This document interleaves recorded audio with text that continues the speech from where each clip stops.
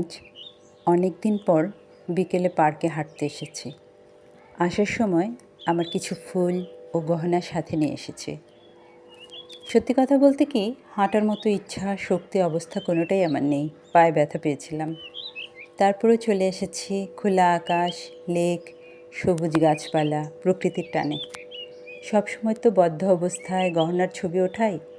আজ মুক্ত আকাশে, খোলা বাতাসে গহনাগুলো কেমন যেন স্বস্তি খুঁজে পেয়েছে।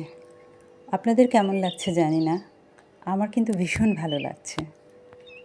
আমি ময়ূরপঙ্খী নাও ভিড়ে তোমায় দেখেছি, আর প্রবাল দ্বীপের পান্না ভেবে চেয়ে থেকেছি।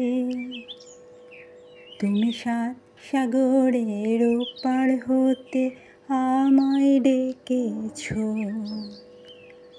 আর মন ভ্রমরের কাজল পাখায় ছবি এঁকেছ।